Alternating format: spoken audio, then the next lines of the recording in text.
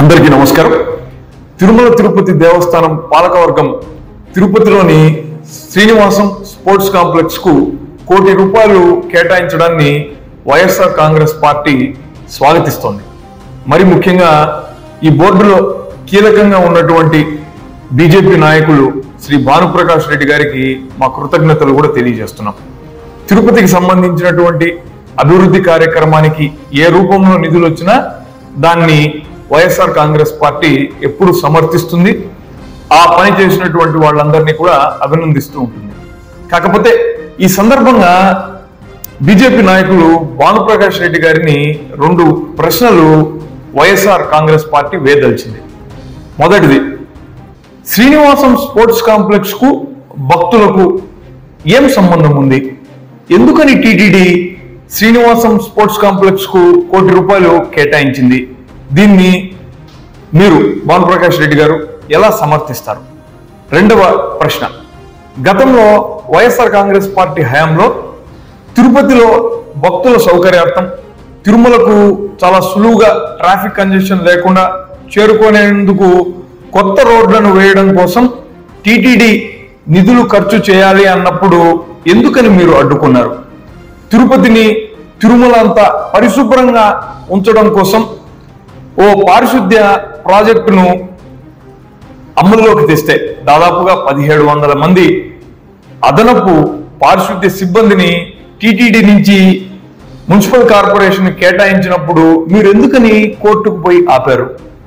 ఇప్పుడు sports complex కి ఇచ్చినటువంటి కేటాయింపులు కరెక్ట్ అయిపోయి గతంలో తిరుపతి అభివృద్ధి కోసం మేము టీటీడీ సహాయ సహకారాలని కోరినప్పుడు టీటీడీ బాధ్యతగా తిరుపతిలో ఉన్నటువంటి పారిశుద్ధ్యాన్ని చేపట్టడానికి నిధులు కేటాయించడాన్ని మీరెందుకని తప్పు పట్టాల్సి వచ్చింది? అంటే గతంలో మేం చేస్తే ఒక రకంగాను మీరు చేస్తే మరో రకంగాను మీరు దీన్ని తీసుకుంటారా? ఇది మీ 2 నాలుకల ధోరణిని స్పష్టంగా బయటపెడుతుంది. మేము ఇప్పటికీ చాలా క్లియర్గా మిమ్మల్ని వేడుకునేది, మిమ్మల్ని అభ్యర్థించేది ఒకటే, మాకు ఎటువంటి క్రెడిట్ అవసరం లేదు. తిరుపతి నగరంలో పారిశుద్ధ్య లోపం కొట్టొచ్చినట్టుగా కనపడుతుంది. దానికి పరిష్కారంగా సంజీవినిగా ఏకైక మార్గం ఆ పారిశుద్ధ్య ప్లాన్ ని అమలు చేయడమే. దానికోసం 1700 మందిని టీటీడీ ఇప్పటికే కేటాయించింది. మీరు కోర్టుకు పోయి దానిని నిలుపు చేశారు. దయచేసి మీరు ఆ కోర్టు కేసుని వెనక్కి తీసుకుంటే భారతదేశంలోనే అత్యంత పరిశుభ్రమైన నగరంగా తిరుపతి మారుతుందనడంలో ఎటువంటి సందేహం లేదు.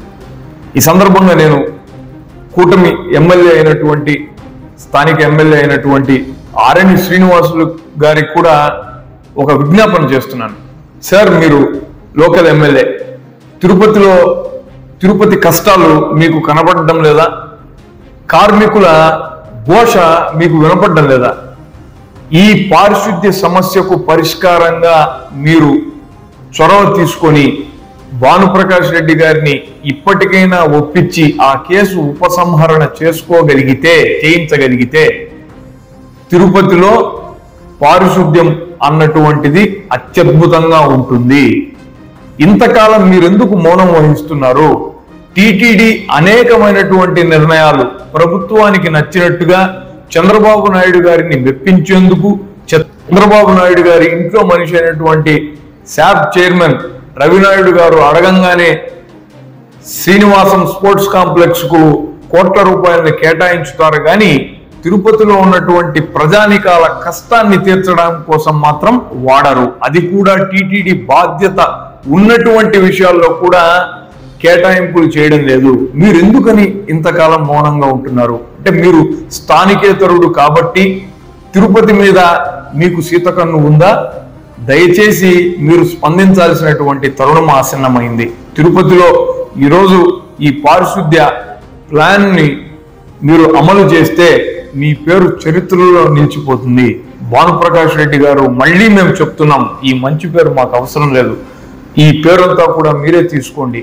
తిరుపతిని పరిశుభ్రమైనటువంటి నగరంగా ఇప్పటికన్నా మార్చండి అని తిరుపతి ప్రజానికం తరపున నేను మిమ్మల్ని కోరుతున్నాను.